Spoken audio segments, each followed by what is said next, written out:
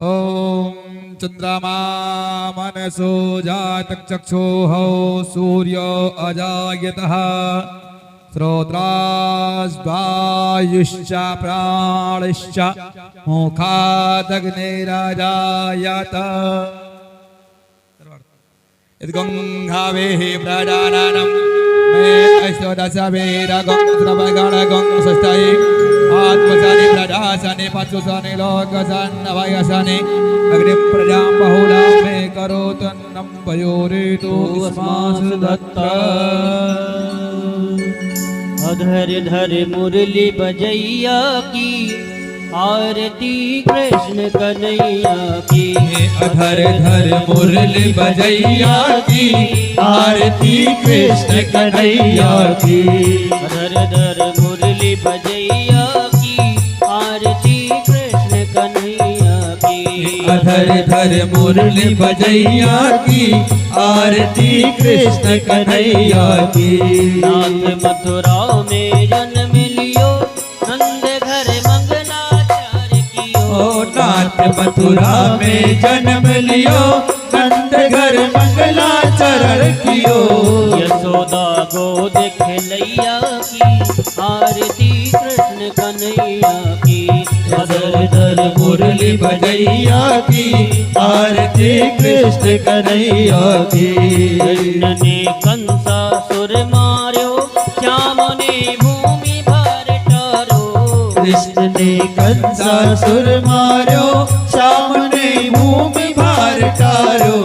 कृष्ण ने कंसासुर मार्यो श्याम ने भूमि भार टारो। कृष्ण ने कंसासुर मार्यो श्याम ने भूमि भार टारो।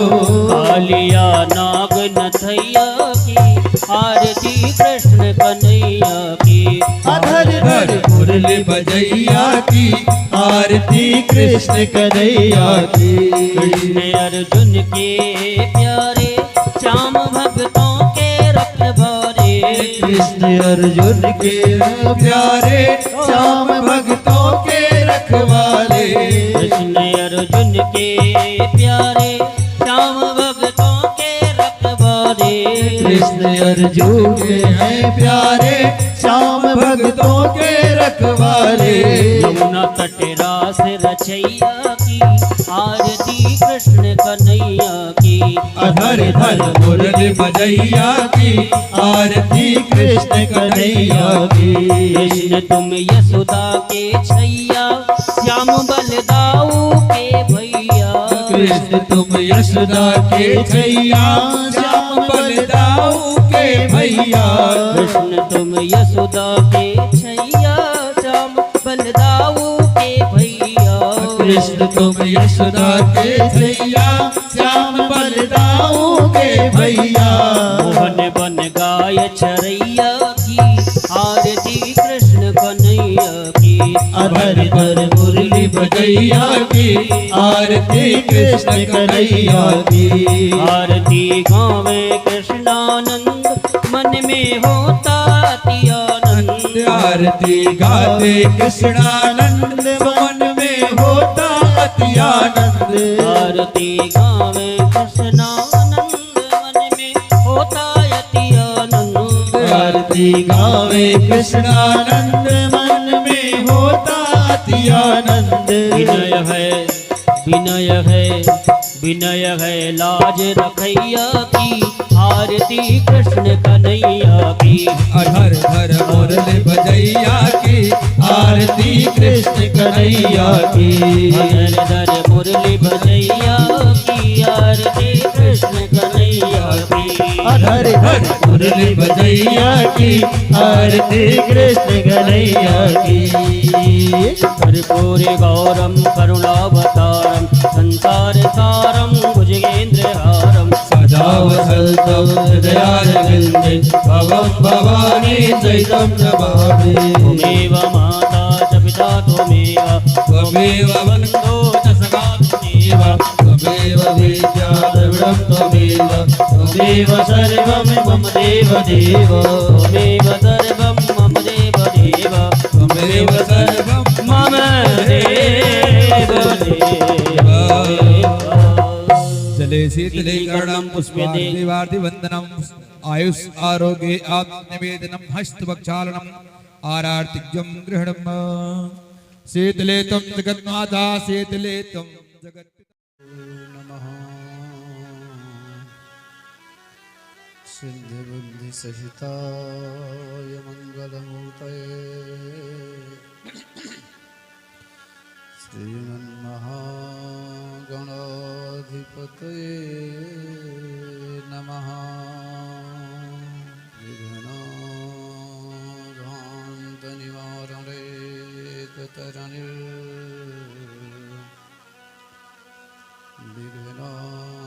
विघ्नाटवेहं दिवा विघ्नाव्यालकुलो विमानगरुडो विघ्नेभि पञ्चानना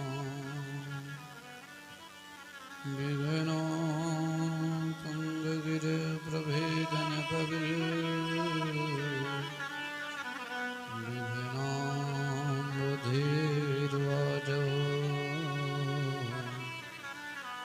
विघ्ना गगना प्रचण्डपवनो विघ्नेश्वरः पातु माम् या कुन्देन्दुतुषारहारिधवला या शुभ्रवस्त्रावृता या वीणावरदण्डमण्डितकरा या श्वेतपद्मासना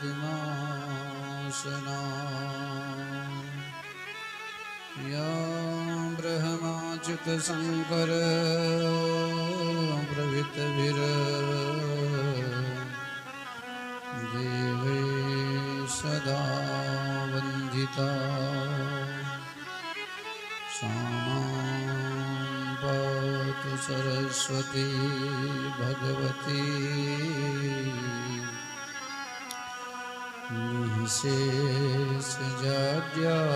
निःशेषजाड्यापहा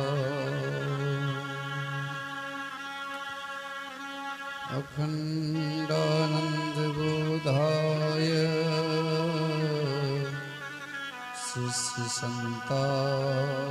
शिष्यसन्तापहारिणे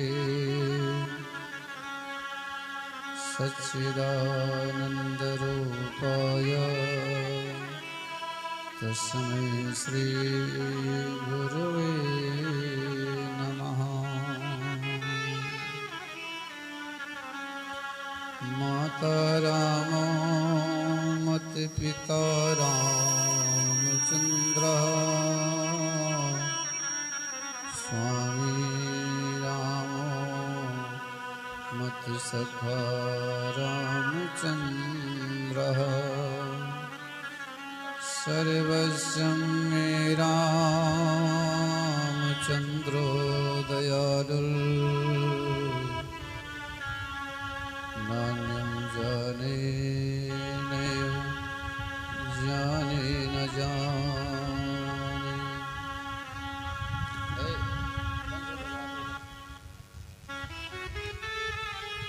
ध्येयं सदा परिभवग्नमभीष्टदोहम् तीर्थास्पदं शिवविरिञ्चिनुतं शरण्यं मृत्यार्तिहं प्रणतबालभवाब्धिपूतं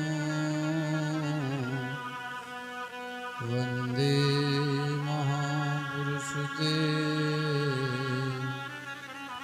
चरणारविन्दम्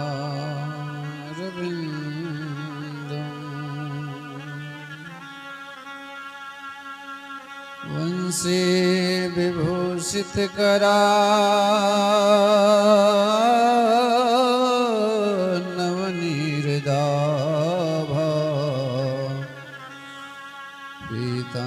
पीताम्बराधर मुरविंद फलाधरोष्ठात्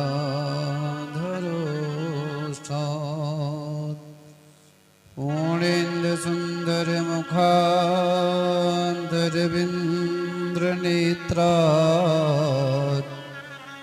कृष्णात् परं किमपि तत्त्वमहं न जाने। राधे तू बड़भागिनी कौन तपस्या कीन तीन लोक तारन तरन सो तेरे आधीन। जय जय श्री राधा रमण श्री जय जय नवल किशोर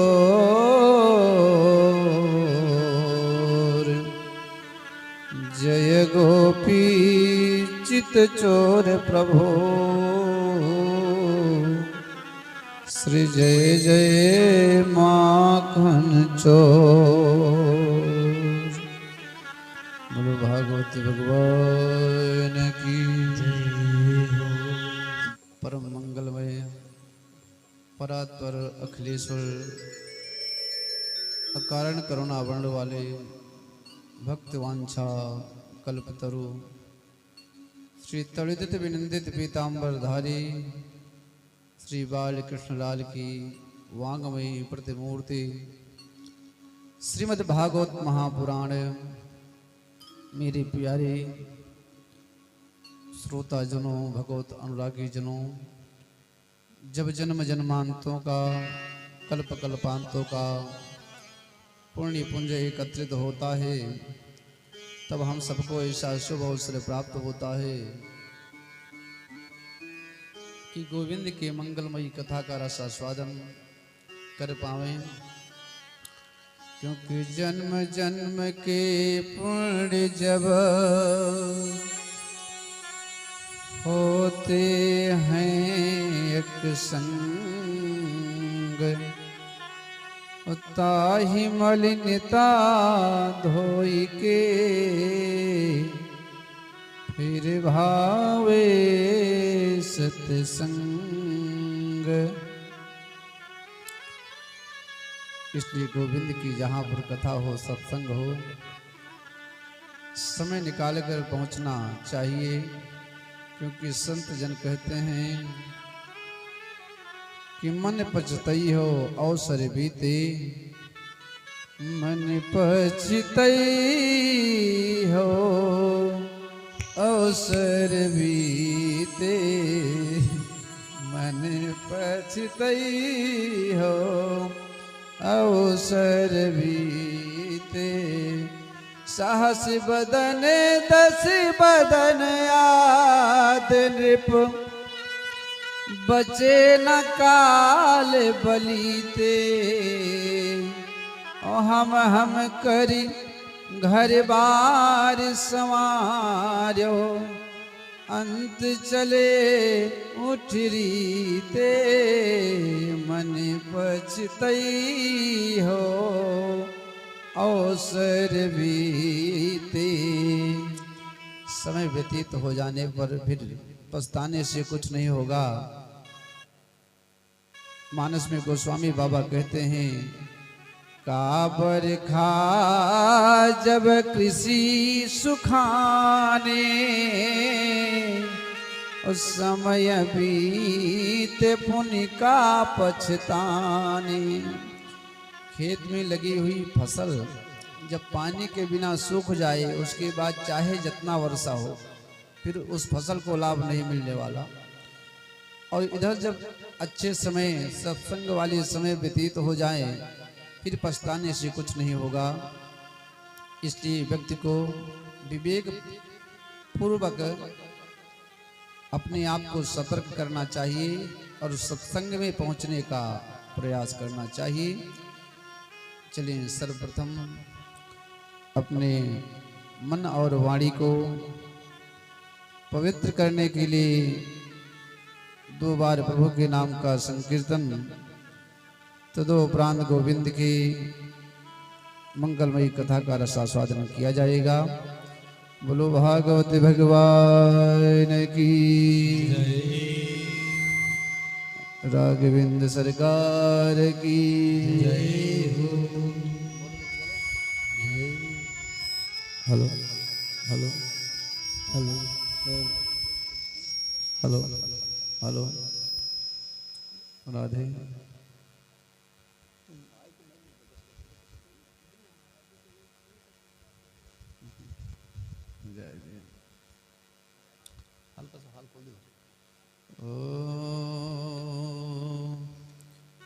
तन तर न सकेगा मूर्ख प्राणी, तन तर न सकेगा मूर्ख प्राणी, राम के बिना तन तर न सकेगा मूर्ख प्राणी, राम के बिना तन तर न सकेगा मूर्ख प्राणी, राम के बिना तन तर न सकेगा मूर्ख प्राणी, राम के बिना, राम के बिना घनश्याम के बिना,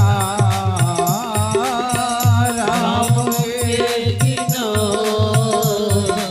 घनश्याम के बिना, तन तर न सकेगा मूर्ख प्राणी, राम के बिना, तन तर न सकेगा मूर्ख प्राणी, राम के बिना, सुख पा न सकेगा जीवन में, सुख पा न सकेगा जीवन में, सुख धाम के बिना, तन तर न सकेगा मूर्ख प्राणी, राम के बिना, तन तर न सकेगा मूर्ख प्राणी, राम के बिना।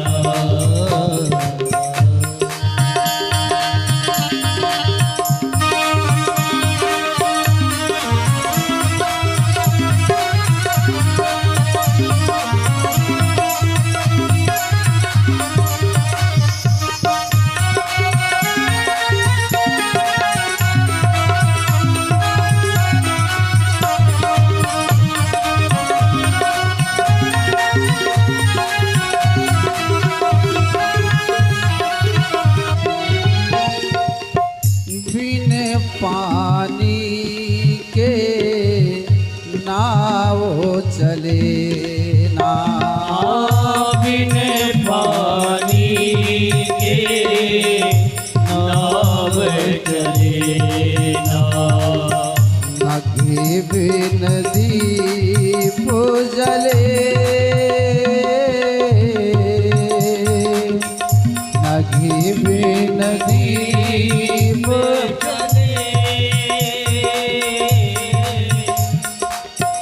नारी सुहागन नहीं लगे जब, नारी सुहागन नहीं लगे जब तक ना मांगे भरे, नारी सुहागन नहीं लगे जब तक ना मांगे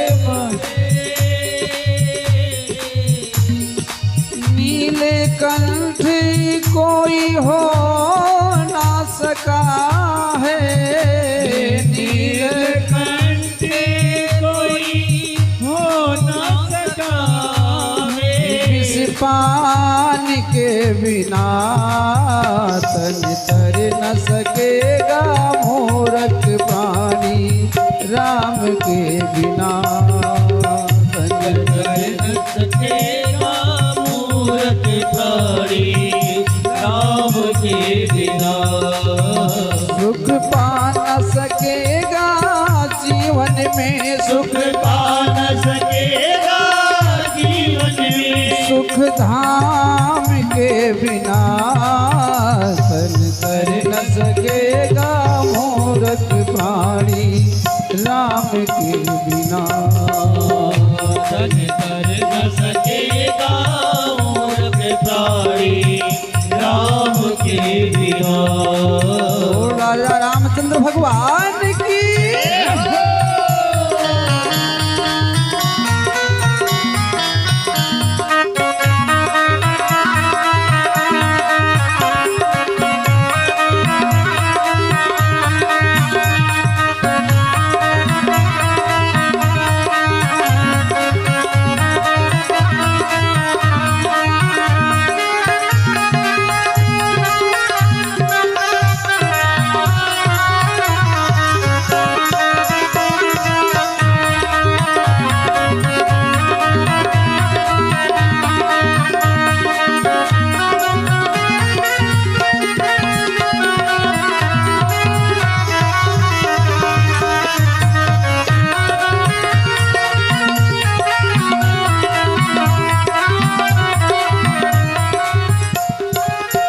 चंदन बिना ललाट न सोहे चंदन बिना ललाट न सोहे। योगी ज्ञान बिना योगी ज्ञान बिना जो धनवान न शोभित हो पाता है दान बिना। जो धनवान न शोभित हो पाता है दान बिना। तीरथ व्रत बेकार सभी है तीरथ कार्य सभी है। हरि नाम के बिना सुख पा न सकेगा मूरख प्राणी राम के बिना सुख पा न सकेगा मूरख प्राणी राम के बिना। तन कर न सकेगा जीवन में तन कर न सकेगा जीवन में सुख धाम के बिना मूरख प्राणी राम के बिना।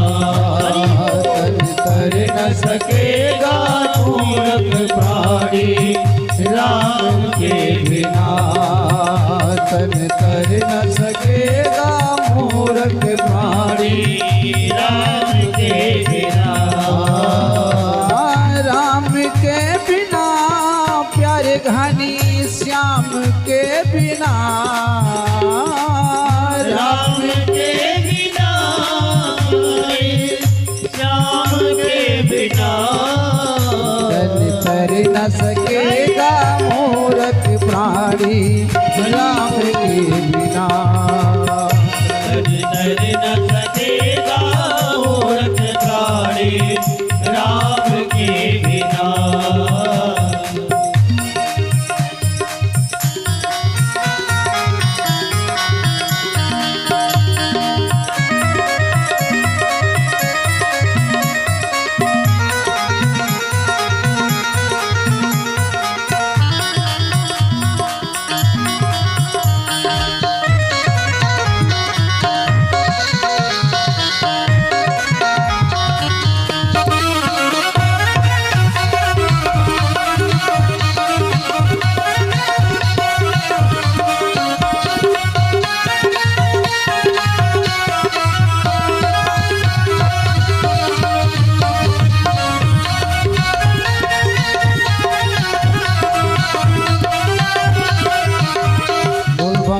बिहारी लाल की जय राघवेंद्र सरकार की जय हो। चलें अपने प्रसंग पर पहुंचे हैं। सुखदेव जी राजा परीक्षित से कहते हैं, राजन धूमधाम से नंद बाबा के यहाँ जन्मोत्सव मनाया जा रहा है। सारी गोपियां पहुंचकर धूमधाम से नृत्य करती हैं कि गोप्या समिष्ट मणि कुंडल निष्क कंठे चित्रांबरा पतसिक चितमाल्यवर्णः नंदालयं सबलया ब्रजतोर्ब्रिजुल व्यालोल कुंडल पयोधरिहार शोभा। अपने अपने सुंदर भूषण को पहनकर सभाती हैं। धूमधाम से जन्मोत्सव हो रहा था कि एक 95 वर्ष की मैया पहुंची। अरे लाला का भयो है। एक ग्वाल ने कहा, मैया आपको कछ पतो ना है। अरे नंद बाबा की तरफ छोरा भयो है, छोरा। अब 95 वर्ष की वृद्ध माता अपने घर पर जाती है और 80 साल पहले उसका विवाह हुआ था।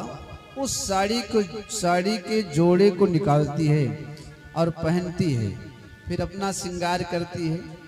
अब लाला के जन्मोत्सव में इतना प्रसन्न है, देखो श्रृंगार काफी दिन से वृद्ध माता ने बंद कर रखा था करने को, तो आज बहुत दिन के बाद श्रृंगार कर रही हैं। तो कैसे करती हैं? आंख का काजल जो है ना ओंठ में लगा लेती हैं, ओंठ की लाली आंख में लगा लेती हैं, कान की बाली नाक में, नाक की नथनी कान में पहनकर पहुंची। च्योरे लाला मैं कैसी लग रही हूं? एक ने क्या किया, जैसे मैया ने इतना पूछा तो एक मक्खन के गोले को लेकर के ऐसा जो है घुमा करके मारा कि मैया के मुख में मक्खन चला गया। और इधर ग्वाल बाल नंद बाबा को पकड़ लेते हैं, कहते हैं तुमको भी नाचना पड़ेगा। कि नंद जुग्वाल नया पकड़े कही लोगन नाचत को विवसाए गोद भरे कसी फेट चले तब नंद बाबा सबके मन भाए। और नाचत देख के नंद बाबा तब नाचत नाच उमंगन छाए। काहू नीला दधि नंद के ऊपर डार दियो सब लोग हंसाए। ग्वाल बाल क्या करते हैं, नंद बाबा को पकड़ लेते हैं, कहते हैं आपको आज नाचना पड़ेगा। अब 60 साल के नंद बाबा अपने गमछे को कमर पे बांधते हैं और ठुमका देकर नाचने लगते हैं। इतने में एक ग्वाल ने क्या किया, दही से भरा हुआ मटका लेकर गया, नंद बाबा के सिर पर ही फोड़ दिया। बोलो भागवत भगवान की। अब यहाँ इधर तो जन्मोत्सव हो रहा है और जब योग माया भगवती ने कंस से कहा कि तेरा काल पृथ्वी पर जन्म ले चुका है, तो कंस बहुत दुखी हुआ। सोचा मैं अपने काल को ढूंढूं कैसे। तो मंत्री लोग कहने लगे देखो आज से लेकर 3 साल पीछे तक जितने बालक पैदा हुए हैं ना, सबको पकड़ पकड़ कर मार दिया जाए तो उसी में आपका काल भी मर जाएगा। कंस ने कहा भैया वो तो सही है, लेकिन आपको घर के भीतर जाने कौन देगा। सैनिकों ने कहा आप तो ठीक कहते हो। इतने में आ गई पूतना भवानी, पूतना देवी पहुंची। अरे भैया भैया आपका कौन सा ऐसा काम है जो ये लोग नहीं कर सकते हैं, मुझे बताओ मैं करूंगी। तो कंस ने कहा बहन मेरा काल इस पृथ्वी पर अवतरित हो चुका है, जन्म ले लिया है। अब उसको मैं कैसे ढूंढूं? ये सब कहते हैं कि समस्त छोटे छोटे बच्चों को पकड़कर मार दो तो तेरा काल भी उसी में मर जाएगा, लेकिन इनको कोई घर में जाने नहीं देगा। पूतना कहती है भैया तो मैं जाऊंगी ना। कंस ने कहा रे बहना, इतना विशाल स्वरूप तेरा, काला काला रंग, एक एक बित्ते के दांत हैं, ऐसे रूप में जाओगी तो घर के भीतर कौन जाने देगा? पूतना कहती है भैया अरे मैं एक हाथ लंबा घूंघट लगा लूंगी और घूंघट लगा के चली जाऊंगी, कोई जान नहीं पाएगा। अच्छा, घूंघट लगाने से बड़ा लाभ होता है। जिन माताओं को नींद लगती है ना कथा में, वो दीवार के घेर में बैठ जाती हैं और घूंघट लगा लेती हैं, पड़ोसी को भी पता नहीं चलता है, 3 घंटे की नींद पूरी हो जाती। तो पूतना कहती है भैया मैं जो है घूंघट लगा करके जाऊंगी। अब पूतना वहां से चल देती है और इधर नंद बाबा कहते हैं कि देखो मैं अभी कंस को कर नहीं दिया, अभी कंस को कर नहीं दिया, मैं जा रहा हूं कंस को कर देने। तब तक आपकी जैसी इच्छा हो आप लोग अपनी इच्छा के अनुसार जन्मोत्सव मनाते रहो। नंद बाबा कर लेकर कंस को देने पहुंचे। कंस से कहते हैं महाराज मुझे कर लाने में थोड़ा विलंब हो गया, क्षमा करना। तो कंस कहते हैं कहाँ रह गए थे आप, किस कार्य में फंस गए थे? तो नंद बाबा कहने लगे देखो राजन, बुढ़ापे के वक्त चौथेपन में हमको भी लल्ला की प्राप्ति हुई है। कंस ने कहा तब तो बहुत सुंदर है। अब कंस से बातचीत करके वसुदेव के पास पहुंचे नंद बाबा और कहने लगे वसुदेव, हमने सुना कि तुम्हारे 6 पुत्रों को कंस ने मार डाला और अंत में एक कन्या हुई थी, वो उनके हाथ से छूटकर चली गई आकाश में। मुझे बहुत दुख हुआ। वसुदेव जी कहते हैं देखो इसमें दुख करने से कुछ लाभ नहीं होने वाला, क्योंकि संत जन कहते हैं कर्मणा जायते जंतु कर्मणैव विलीयते सुखम दुखम भयम क्षेमम कर्मणैवाभिपद्यते। ये सब सुख दुख जीवन मरण कर्म से होते हैं, जो हमने कर्म किया हमको मिला। लेकिन आप अपने घर पर जाओ, क्यों? क्योंकि कंस के द्वारा भेजे गए अनेकों दैत्य गांव में जाते हैं, छोटे छोटे बच्चों को पकड़कर मार डालते हैं। अच्छा देखो, वसुदेव के 6 पुत्रों को कंस ने मार डाला और एक कन्या थी वो उनके हाथ से छूट गई। लेकिन वसुदेव अपने दुख को भूल गए। नंद बाबा से कहते हैं अपने घर पर जाओ, बच्चों की रक्षा करो।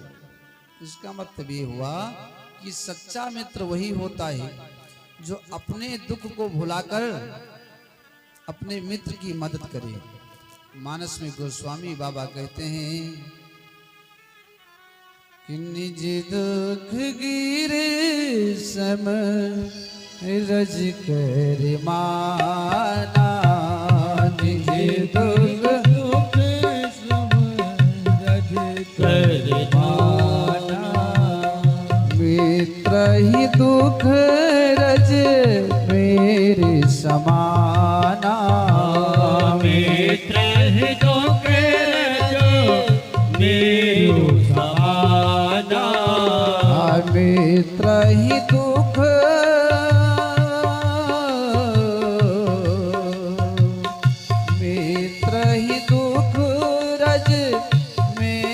समाना, मित्र ही दुख मेरो समाना, जे ना मित्र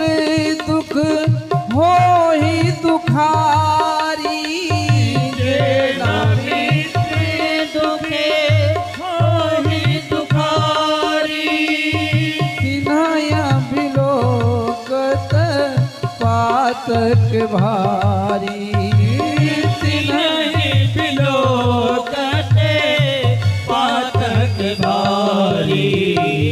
निज दुख गिरे सम रज कर माना।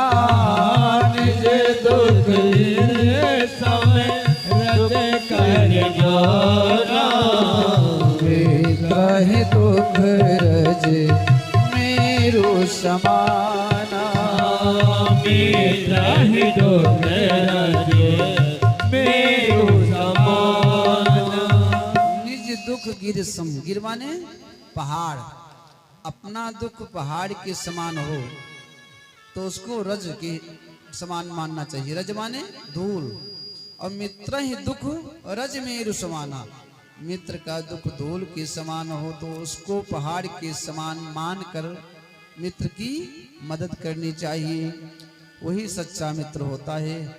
वसुदेव नंद बाबा से कहते हैं आप अपने घर को जाओ, क्योंकि कंस के द्वारा भेजे गए अनेकों दैत्य गांव में जाकर के छोटे छोटे बच्चों को पकड़कर मार डालते हैं।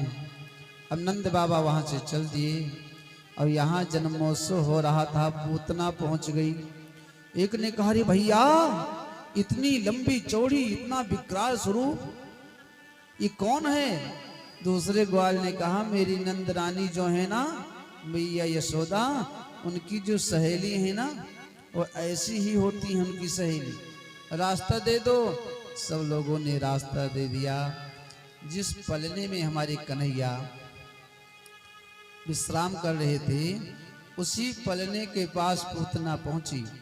अब जैसे पूतना पहुंची तो कन्हैया ने अपने नेत्र को बंद कर लिया। अब यहाँ पर अनेकों संतों का अलग अलग भाव है। कुछ लोग कहते हैं कन्हैया अपने नेत्र को इसलिए बंद किए। कन्हैया नेत्र को बंद करके सोचने लगे कि मैं अवतार लिया हूँ, जन्म लिया हूँ, कि मैं माखन मिश्री खाऊंगा, और माखन मिश्री मुझे मिला नहीं। पूतना मौसी अपने स्तन में कालकूट नाम का विष लगाकर पहले आ गई है। तो देखो, विष पीने का अभ्यास हमको नहीं है। विष पीने का अभ्यास किसको है? भोले बाबा को। तो कन्हैया जी भोले बाबा का ध्यान करने लगे, नेत्र बंद करके कि हे बाबा, विष का पान आप कर लेना और हमें तो दुग्ध का पान करना है। अथवा दूसरे संत का मत है कि कन्हैया के दाहिने नेत्र में सूर्य देवता, बाएं नेत्र में चंद्र देवता विराजमान है। चंद्र और सूर्य ने कहा मैं इस राक्षसी का दर्शन नहीं करूंगा, इसलिए कन्हैया ने नेत्र को बंद किया। अथवा हमारे प्रभु नेत्र को इसलिए बंद किए कि कुछ भी हो, पूतना भले मुझे विष पिलाने आई है, लेकिन दूध पिलाने के बहाने से आई है, तो इसको मैं कौन सी गति प्रदान करूं? इस प्रकार कन्हैया सोच रहे हैं। अपने नेत्रों को बंद करके पूतना ने कन्हैया को उठाया और फिर अपने स्तन को कन्हैया के मुख में रख देती है। पहले तो हमारे कन्हैया ने उसके जो है दुग्ध का पान किए, उसके बाद पूतना के प्राणों को खींचने लगे। जब प्राण को खींचने लगे, श्वास अवरुद्ध होने लगे, तो पूतना कहने लगी समुंच मुंचालम हित प्रभासिनी निष्पीड्यमाना खिल जीव मरमणि विभित्र नेत्रे चरणो भुजो मोह प्रसवित्र गात्रा क्षिपति रुरोदः।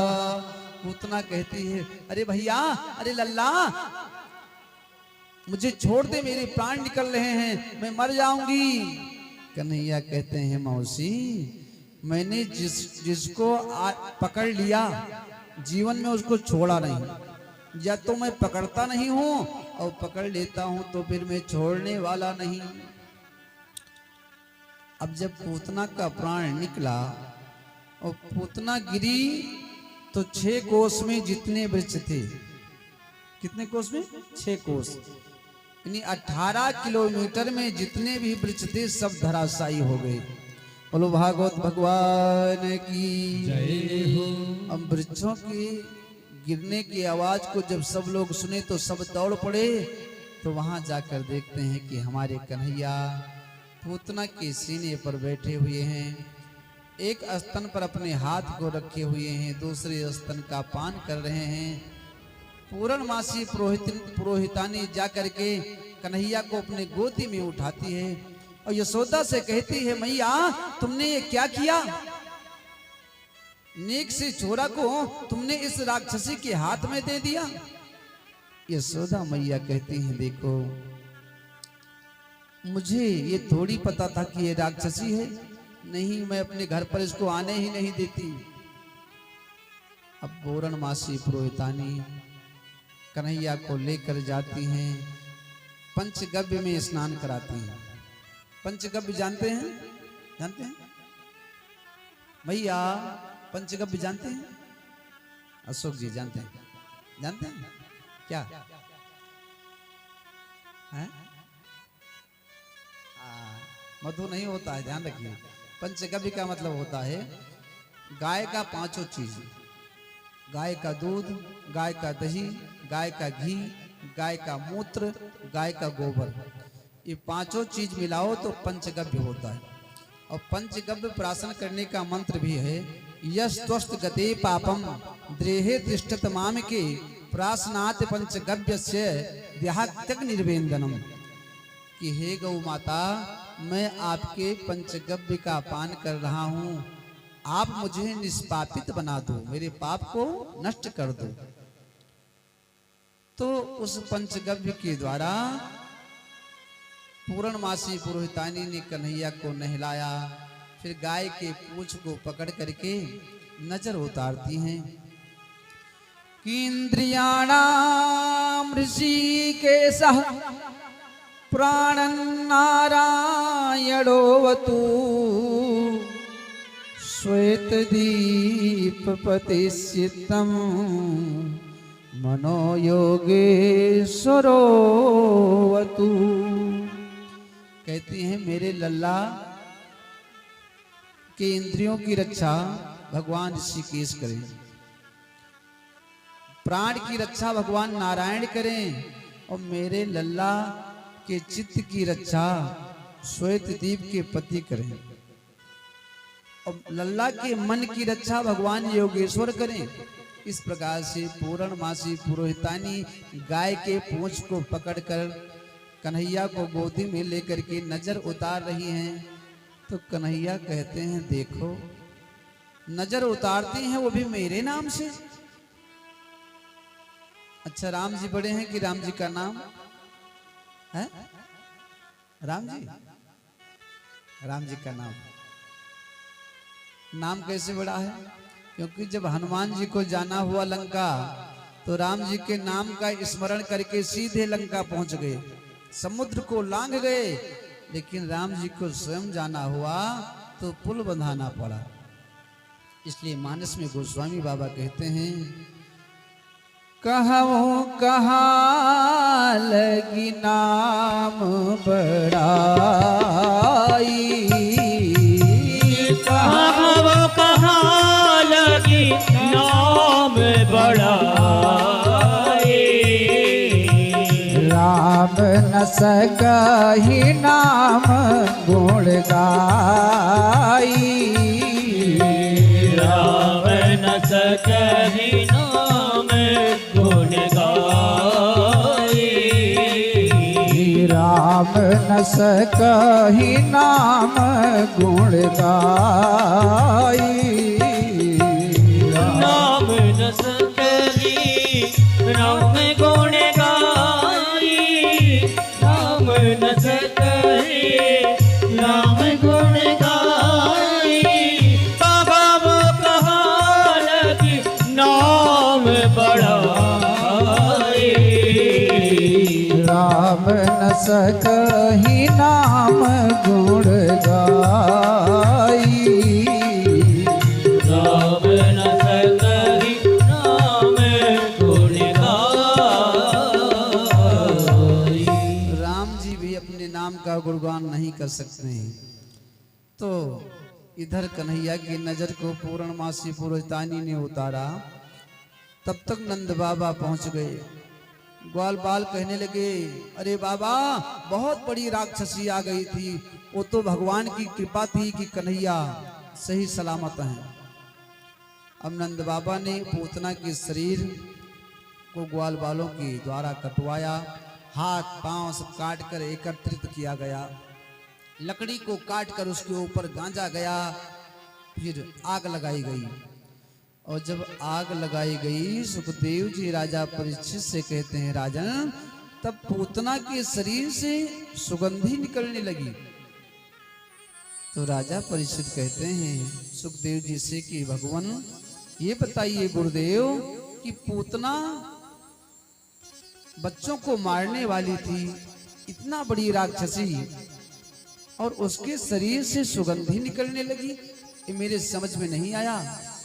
तो सुखदेव जी कहते हैं, राजन हमारे गोविंद जीव के गुण पर ज्यादा ध्यान देते हैं, अवगुण नहीं देखते हैं। यदि जीव के प्रत्येक अवगुण पर गोविंद ध्यान करें तो कभी जीव की मुक्ति हो ही ना पाए। कि जन अवगुण कछु मान न काओ, जन अवगुण कछु माने न काहो। दीन बंधुवती मृदुल स्वभाव, दीन बंधुवती मृदुल स्वभाव। जन अवगुण कछु, जन अवगुण कछु मान न काओ। दीन बंधुवती मृदुल स्वभाव, दीन बंधुवती मृदुल स्वभाव।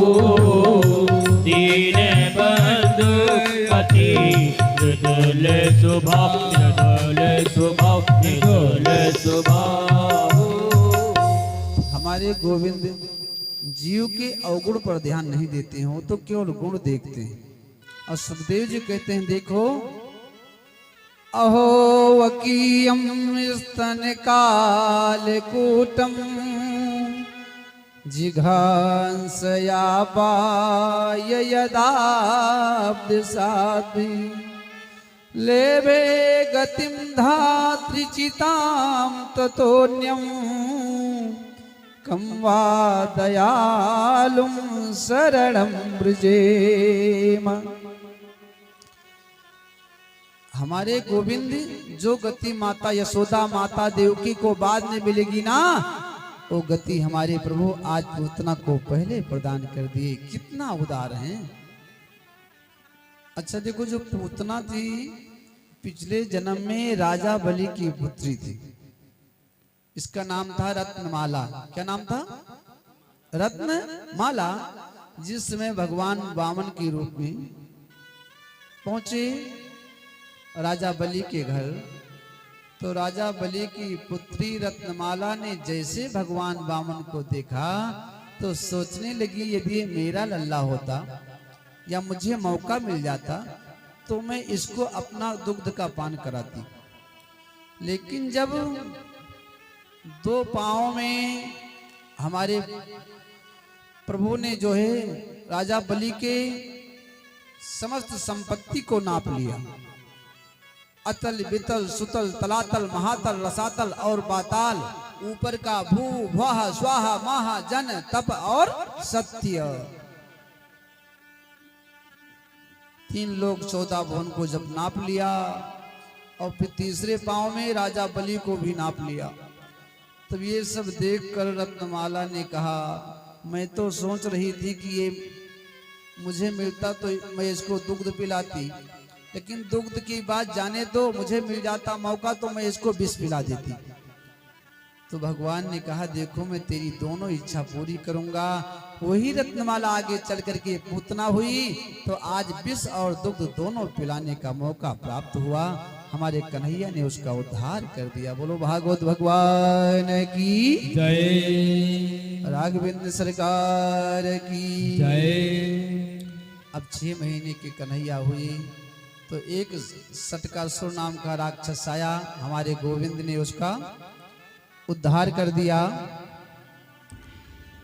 और फिर एक दिन मैया यशोदा ने देखा कि कन्हैया ने करवट बदल लिया है, तो बहुत खुशी हुई। प्रसन्नता का पारावार नहीं रहा। अनेकों गोपियों को बुलाकर लेकर आती हैं, चलो चलो आज मेरे लल्ला ने करवट को बदला है। अब सारी गोपियां आती हैं और कन्हैया को उठाकर झूले में डालकर झुलाने लगती हैं कि छाई रही अजब बहारी रे, छाई रही अजब बहारी रे, झूले बांके बिहारी, छाई रही अजब बहारी रे, झूले बांके बिहारी, छाई रही अजब बहारी रे, झूले बांके बिहारी, छाई रही अजब बहार रे, झूले बांके बिहारी, बांके बिहारी मेरे कुंज बिहारी, बांके बिहारी मेरे कुंज बिहारी, कुंज बिहारी हाँ कुंज बिहारी, कुंज बिहारी कुंज बिहारी, छाई रही अजब बहारी रे, झूले बांके बिहारी, छाई रही अजब बहार रे, झूले बांके बिहारी। बोल बांके बिहारी लाल की।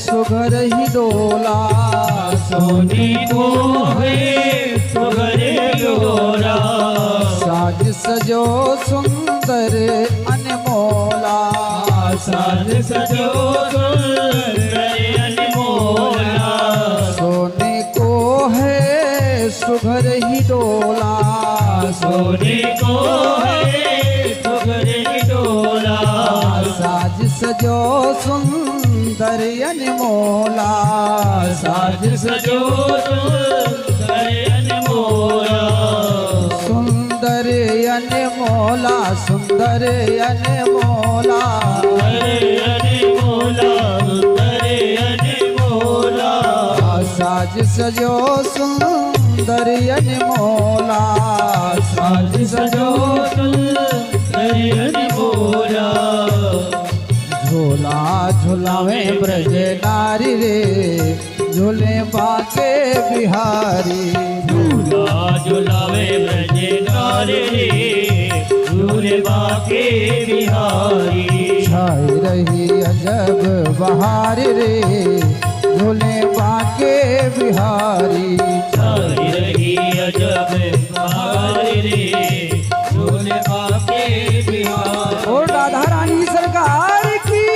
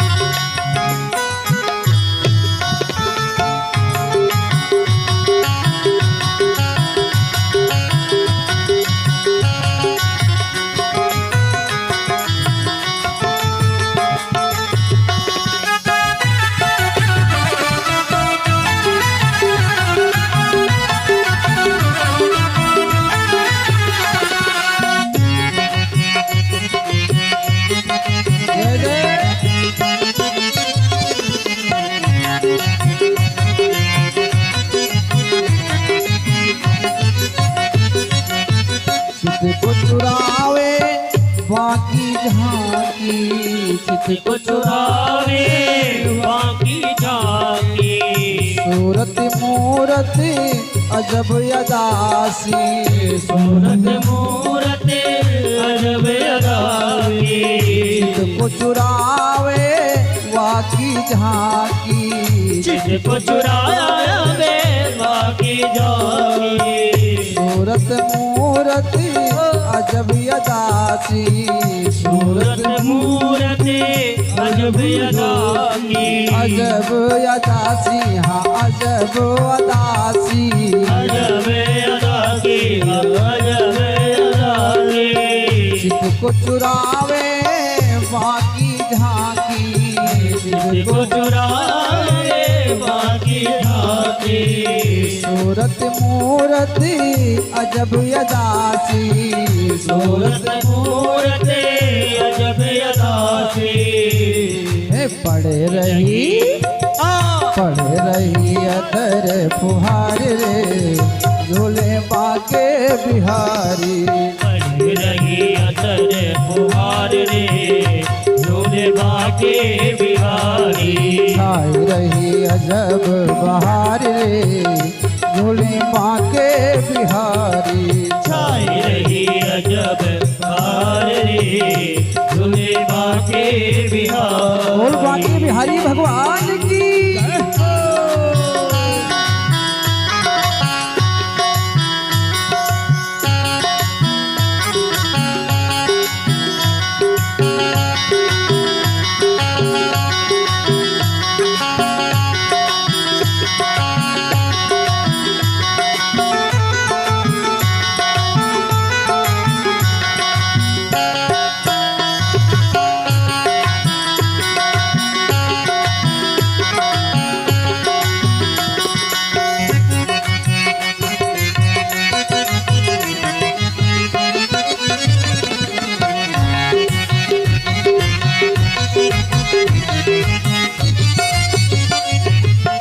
बंधनवारे बनी हरियाली। बंधनवारे बनी हरियाली। मंदिर में है धूम निराली। मंदिर में है धूम निराली। बंधनवारे बंधी हरियाली। बंधनवारे बंधी हरियाली। मंदिर में है धूम निराली। मंदिर में है धूम निराली। है रही जय जयकार रे झूले बाके बिहारी। है रही जय जयकार रे झूले बाके बिहारी। हाय रही अजब बहार रे झूले बाके बिहारी। छाई रही अजब बहार रे झूले बाके बिहारी। बोल भागवत भगवान की।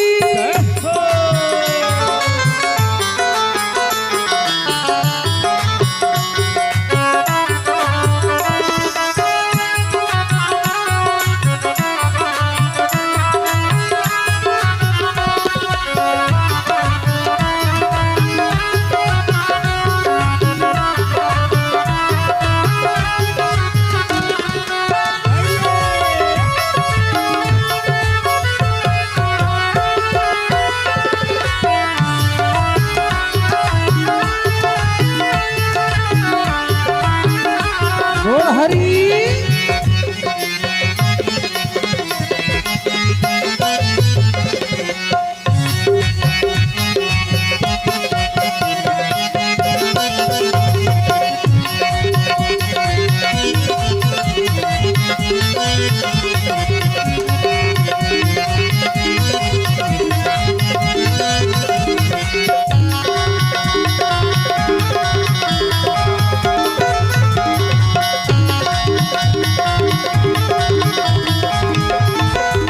भागवत भगवान की जय हो राघवेंद्र सरकार की जय हो। हेलो हेलो मिश्रा चलिए अपने प्रसंग पर पहुंचे।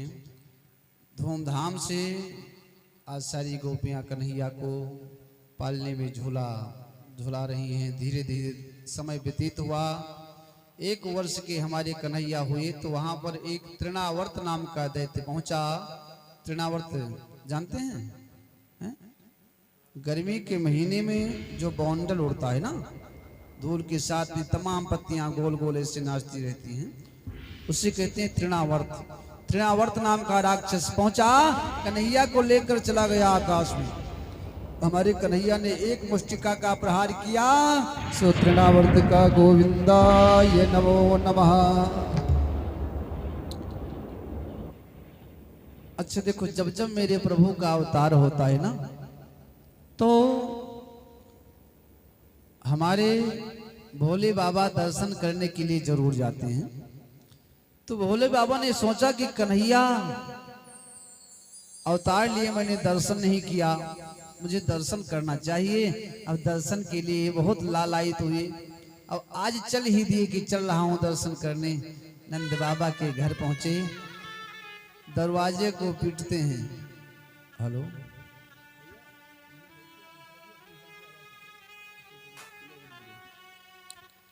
दरवाजे को पीटते हैं। माता यशोदा निकली। हाँ बाबा, क्या बात है, क्या चाहिए? तो भोले बाबा योगी के रूप में हैं, गले में मोटे मोटे सर्प, कान में बिच्छू। यशोदा मैया ने देखा, बाबा इस सर्प बिच्छू लेकर कहाँ आए हो? जो कुछ लेना हो जल्दी ले लो और यहाँ से जाओ। भोले बाबा कहते हैं, मैया मैं तेरे लल्ला का दर्शन करने के लिए आया हूँ, अपने लल्ला को लाओ, मुझे दर्शन कराओ। मैया ने कहा, हे बाबा आपके गले में मोटे मोटे सर्प हैं और मेरा जो लल्ला है ना, कहीं चित्र में यदि सर्प को देख लेता है तो पूरे दिन रोता है, दूध नहीं पीता है, भोजन नहीं करता है। इसलिए बाबा आपको जो धन लेना हो, भूमि लेना हो, मकान लेना हो, गाय लेना हो, बताओ, मैं आपको प्रदान करूंगी, लेकिन लल्ला को आपके सामने नहीं ला सकती हूँ। भोले बाबा कहते हैं, सुनो आपका लल्ला सर्प से नहीं डरता है। लेकिन मैया ने कहा, बिल्कुल मैं नहीं ला सकती हूँ। तो भोले बाबा कहते हैं, मैया आप योगियों के हट को नहीं जानती हो, मैं आपके इसी दरवाजे के सामने बैठ जाऊंगा, कहीं कभी जाऊंगा नहीं, तो किसी दिन तेरा लल्ला जरूर निकलेगा, मुझे दर्शन मिल जाएगा। मैया यशोदा ने कहा, बाबा सुनो, हमारे घर में एक दरवाजा नहीं है, 85 चौक हैं। कितने? 85। तो एक को बंद कर दूंगी तो भी 84 बचेंगे। मैं जीवन में कभी अपने लल्ला को इस दरवाजे के पास आने ही नहीं दूंगी। तो योगी बाबा सोचने लगे, भोले बाबा कि अब ये दर्शन नहीं कराएगी। उदास हो गए। उदास होकर वहां से चल दिए, एक वट वृक्ष के नीचे बैठ गए। जैसे भोले बाबा वहां से चले, मेरे प्यारे कन्हैया जोर जोर से रोने लगे। एक गोपी पहुंची, मैया मैया मैया ये लल्ला क्यों रो रहा है? मैया ने कहा, क्या बताऊं, अभी अभी एक योगी बाबा आए थे, उन्होंने कहा था अपने लल्ला का दर्शन करा दो। और उनके गले में मोटे मोटे सर्प थे, कानों में बिच्छू थे। तो सर्प और बिच्छू के भय के कारण मैं लल्ला को उनके सामने नहीं ले गई। तो हमें लगता है उसी बाबा ने कुछ जादू टोना कर दिया होगा। देखो अभी ज्यादा दूर नहीं गए होंगे, उनको बुला लाओ, मेरे लल्ला की नजर उतार दें। आहा, अब गोपी दौड़ी दौड़ी जाती है, बाबा बाबा बाबा। भोले बाबा ने कहा, हाँ बेटा क्या बात है। गोपी ने कहा, आपको यशोदा मैया बुला रही हैं, चलो उनके लल्ला को नजर लगी हुई है, उतार दो। भोले बाबा कहते हैं, पहले जाओ अपनी मैया से, यशोदा जी से बात करके आओ कि यदि वो मुझे अपने लल्ला का दर्शन कराएगी तो मैं नजर उतारने चलूंगा। गोपी दौड़ी दौड़ी यशोदा मैया के पास आती है, मैया मैया, बाबा कह रहे हैं कि आप अपने लल्ला का दर्शन जब कराओगी ना तभी वो नजर उतारेंगे। यशोदा मैया ने कहा, अरे तू जा तो सही, उनको बुला कर तो ला। अब फिर गोपी जाती है और जाकर कहती है भोले बाबा से कि चल रे योगी नंद भवन में, ओ चल रे योगी नंद भवन में, कोई यशोदा माई बुलावे। चल रे योगी नंद भवन में, यशोदा माई बुलावे। चल रे योगी नंद भवन में, यशोदा माई बुलावे। चल रे योगी नंद भवन में, यशोदा माई बुलावे। वक्र लला को नजर लगी है, राई लोन करवावे। वक्र लला को नजर लगी है, राई लोन करवावे। वक्र लला को नजर लगी है, राई लोन करवावे। लला को नजर लगी है, राई लोन करवावे। चलो बाबा, यशोदा मैया के लल्ला को जो नजर लगी है नजर उतार दो। भोले बाबा पहुंचे यशोदा मैया के घर। अब यशोदा मैया कन्हैया को लेकर तो जाती हैं भोले बाबा के पास और कहती हैं, बाबा बाबा आप दूर से ही नजर उतार दो। भोले बाबा ने कहा, मैया जब तक कन्हैया को मेरी गोदी में नहीं दोगी मैं नजर नहीं उतारने वाला। अब यशोदा मैया डरते डरते किसी प्रकार भोले बाबा के गोदी में कन्हैया को दिया और जैसे कन्हैया भोले बाबा के गोदी में गए ठट्ठा कर हंसने लगे। मैया यशोदा कहती हैं, बाबा बस नजर उतर गई, मेरे लल्ला को मुझे दे दो। हम जैसे यशोदा जी के गोदी में गए तो कन्हैया रोने लगे। अब जब भोले बाबा के गोदी में जाते हैं तो हंसते हैं और यशोदा के गोदी में जब आते हैं तो रोने लगते हैं। मैया यशोदा ने कहा, बाबा कोई ऐसा उपाय करो कि मेरा लल्ला मेरी गोदी में आकर भी हंसने लगे। मेरी गोदी में रोता है, आपके गोदी में हंसता है, तो कोई ऐसा उपाय कर दो कि मेरी गोदी में भी आकर हंसे मेरा लल्ला। तो भोले बाबा कहते हैं, उसके लिए आपको अपने घर में मेरी एक मंदिर बनवानी पड़ेगी और मेरी मंदिर ऐसी होनी चाहिए कि जब आप अपने लल्ला को स्नान कराओ तब आपके लल्ला का स्नान का जल बहता हुआ मेरे सिर के ऊपर से निकले। ऐसा आप करोगी तो आपका लल्ला आपकी गोदी में हंसेगा। मैया ने कहा, ठीक है। नंद बाबा को बुलाया, सारा हाल बताया।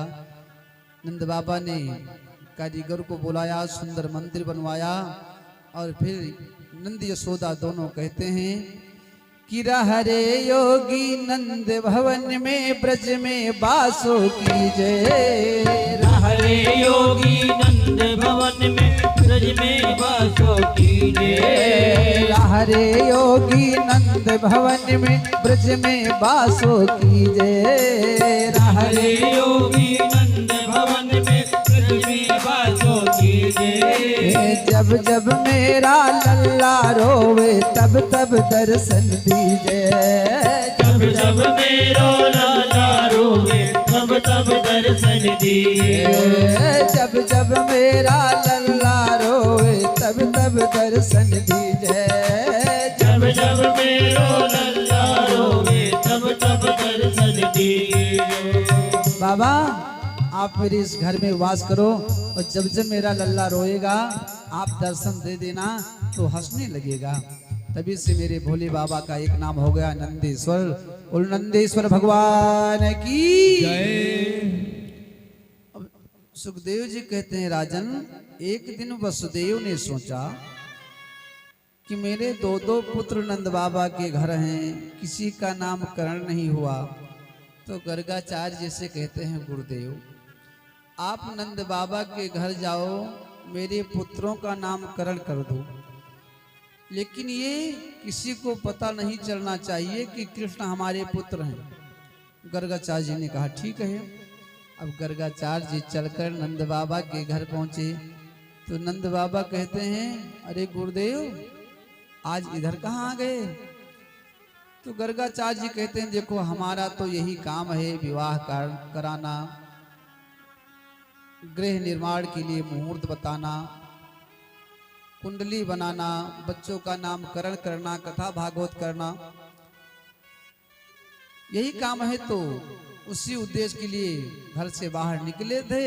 नंद बाबा ने कहा ओहो हमको तो तनिक भी भान नहीं रहा कि मेरे बच्चे का नामकरण करना है। चलो चलो हमारे घर पर दो दो बालक हैं, दोनों का नामकरण कर दो।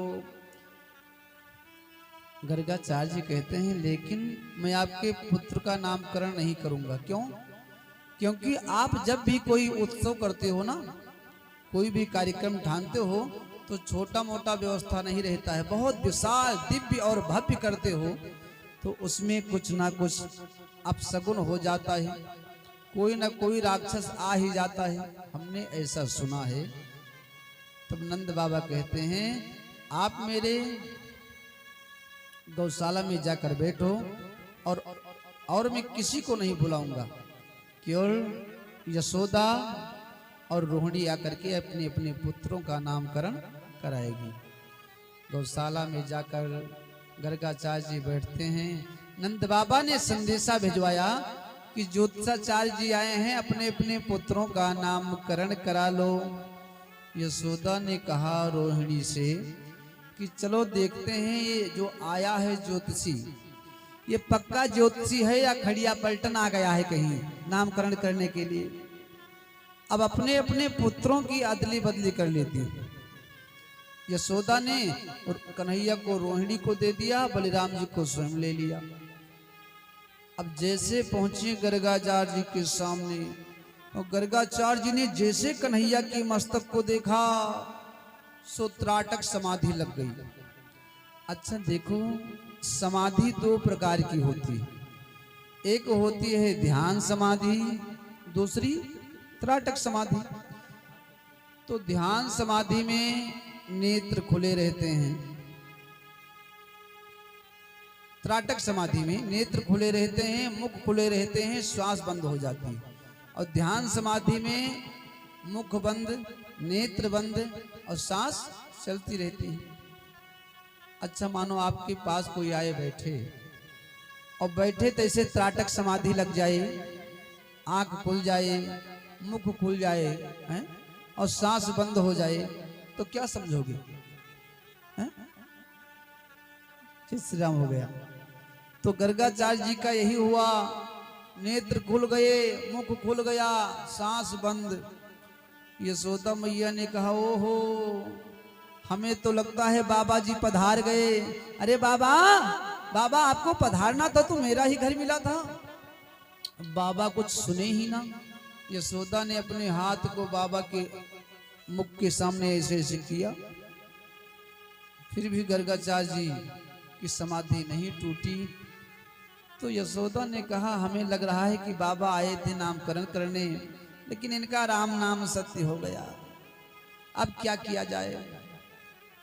दोनों ने गर्गाचार्य जी के एक एक हाथ को पकड़ा, जोर से हिलाया, अरे बाबा क्या आप पधार गए? और पधारना ही था तो आपको मेरा ही घर मिला था। तब गर्गाचार्य जी की समाधि टूटी। तो गर्गाचार्य जी कहने लगे, देखो आपके लल्ला के मस्तक में जो रेखा है ना, ये बहुत सूक्ष्म है, बहुत बारीक है।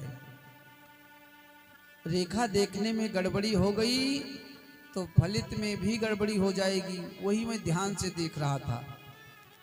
अब गर्गाचार्य जी बताने जा रहे थे कि आपके गोदी में जो बालक है ना, ये पार ब्रह्म परमेश्वर हैं।